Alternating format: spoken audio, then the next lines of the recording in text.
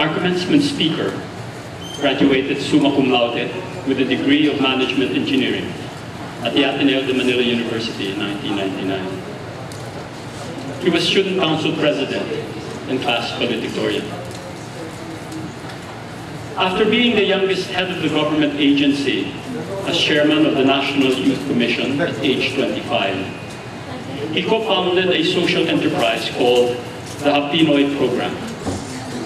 This program has since garnered awards from all over the world for lifting Filipinos out of poverty through microfinance and micro-enterprise support.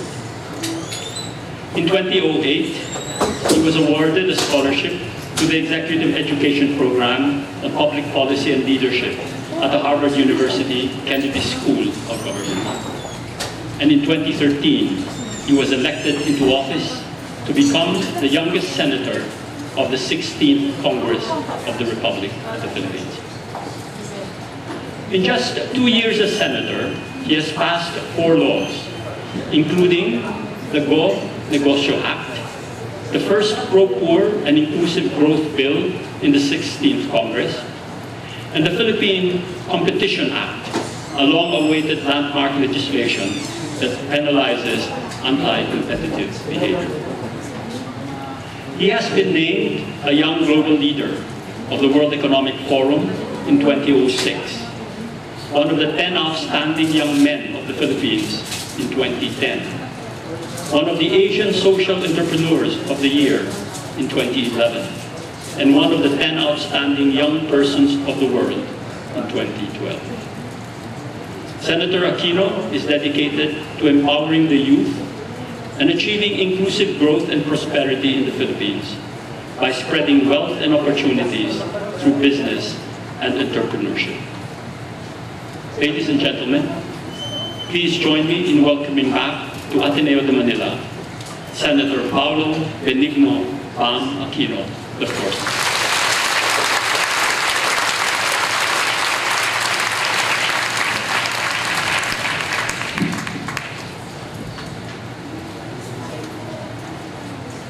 Magandang hapon. Good afternoon, dear friends. Mr. Ernesto Tanmantiong, Chairman of the Board of Trustees. Father Jose Ramon Villarin, President of the Ateneo de Manila University. Dr. John Paul Vergara, Vice President for Loyola Schools. Dean Manuel Dairit, Ateneo School of Medicine.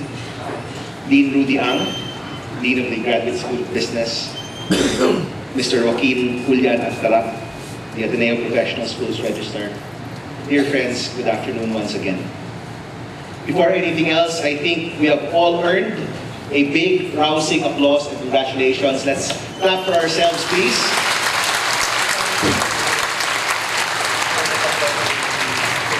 Today is truly a momentous occasion. Let's give our teachers and faculty a round of applause, please.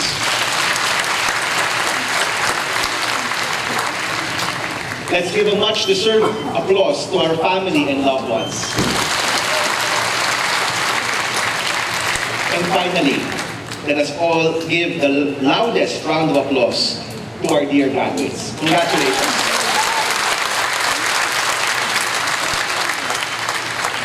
To be honest, when I was invited a few months ago to address all of you today, I was quite flattered to be chosen.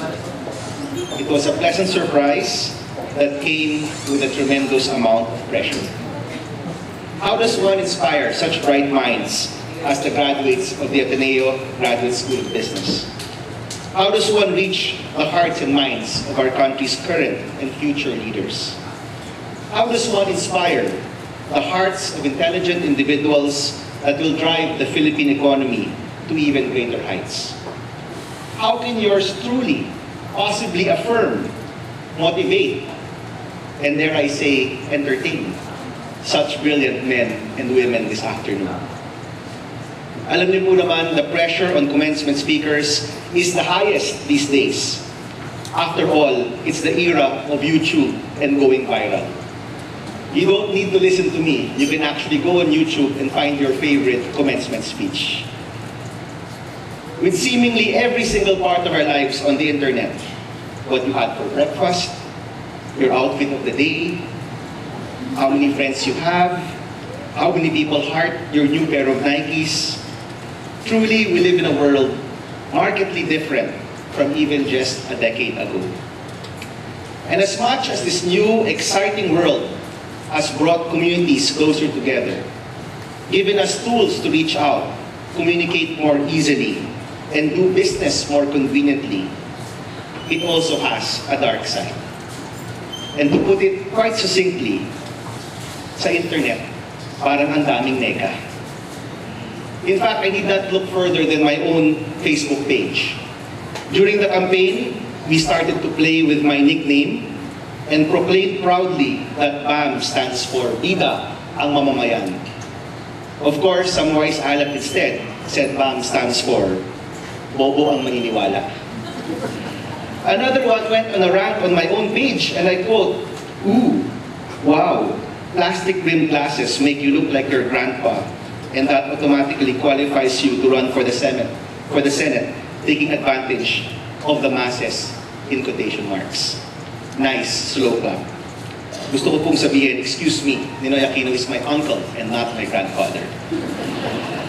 But on a serious note these days, there seems to be a stronger, overwhelming voice that tells us, hindi mo kaya, it won't work, it cannot be done. And whether it's a voice within us or the collective voice of critics, the unnerving voice of skepticism too often drowns out the voice of optimism and confidence that says, kaya natin, it can be done. And holding on to that voice, especially through times of adversity, is what will make all the difference. Today, I'd like to share with you a few stories. The first one is of Miss Nolly Estocado. Nolly Estocado is a member of the multi-awarded and world-renowned microfinance institution, Card MRI, one of our partners. Nolly is a daughter of a modest laundry woman and farmer who barely earned enough for their day-to-day expenses.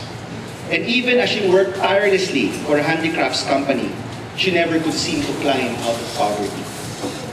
So in 1983, she decided to start her own business, even as her friends and relatives warned her of what they saw as her inevitable failure. But Nolly had a mighty voice. She had a mighty inner voice and the immense will to fight through that skepticism. She overcame devastating challenges to build an enterprise that now hires up to 100 workers. And today, Nolly owns a house and a lot and an apartment. Nolly did not let that voice of skepticism drown out her inner voice, and it paid off. This voice of optimism also lives in groups, collectives, and companies. Since 2008, the Jollibee Group Foundation has been running its Farmer Entrepreneurship Program, or FEP, that links small farmers directly to the supply chains of institutional clients like the Jollibee Food Corporation. One of the first approach for this program were the Kalasag farmers of San Jose, Nueva Ecija. After going through agro-enterprise capacity building, the first challenge was to meet Jollibee's quota of 60 metric tons of onions, a challenge that the Kalasag farmers failed. Some questioned whether the farmers would ever produce enough onions to meet Jollibee's benchmarks of quantity and quality. But like you, dear friends, the voice that says, kaya natin, it can be done, was strong among the Kalasag farmers. The voice of optimism, the confidence and belief in our countrymen was tenacious within the Jollibee Foundation. And so trusting that the Kalasag farmers would step up, Jollibee raised their quota to 197 metric tons for the next delivery. And this voice of optimism and confidence fed the farmers' diligence and perseverance. And this time, they surpassed the allotted volume, delivering 235 metric tons of quality onions to Jollibee. Just last year, Kalasag's delivery reached 480 metric tons of onions. I hope we think about that next time we eat something at Jollibee. When I went there last year, I saw for myself how this inclusive supply chain improved their quality of life. Their houses are now made of concrete. Their children now go to school regularly, some of them even having graduated from college. And most impressively, when it was time to go, everyone took out their smartphones for a selfie. Nolly, the Jollibee Foundation, and the Kalasag farmers fostered their inner voice of optimism and confidence and overcame skepticism and defeatism to be rewarded with success. Within our own office in the Senate, I would like to think that this voice of optimism is strong and alive as well. When I was newly elected as a senator 2 years ago, I was told assuredly that I shouldn't expect to pass any laws in my first 2 years. But in our first year, we passed 2 laws, the Philippine Lemon Law and the Go Negosyo Act, the first inclusive growth and pro-poor legislation passed by the 16th Congress. As we entered our second year, we were told that it would be impossible for a neophyte senator to successfully pass a landmark bill, such as the Philippine Competition Act, through Congress. But just last month, the President signed into law the Philippine Competition Act and the amendments to the Cabotage Law, 2 landmark policies authored and sponsored by our office. These laws have been struggling to pass through our legislative system for decades, and you can bet that there were critics and naysayers that chuckled at the thought of a neophyte senator passing these landmark bills. But our office of bright, idealistic, and passionate individuals did not listen to them. Instead, we collectively explained, kaya natin, it can be done, para sa bayan. When we sift through stories of people that have revolutionized systems and reformed long-standing practices, we find that there were always critics, there were always naysayers, but the inner voice of optimism triumphed and shone through. If Bill Gates gave up after his previous business ventures failed, we may never have had a computer in every home. If Steve Jobs gave up whenever his ideas were shot down, we wouldn't have a computer in every pocket. If Mahatma Gandhi gave up those countless times he was thrown in jail, we would never have known the power of nonviolence.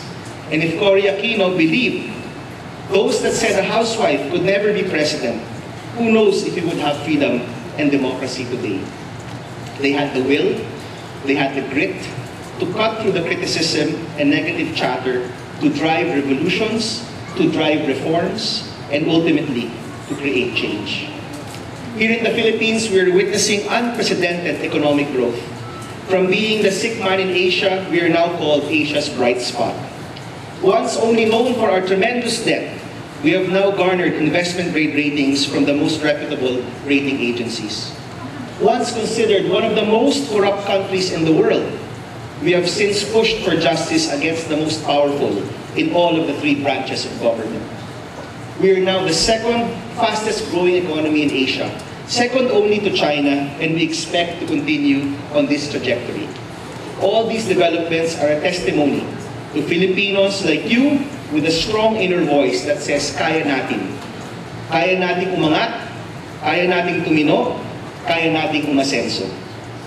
I trust that the people in this room will continue to fight the tide, to swim against the current, and listen to that voice inside all of us that says we can make that difference. But of course, dear graduates, being Ateneans, we are called to do even more. Magis.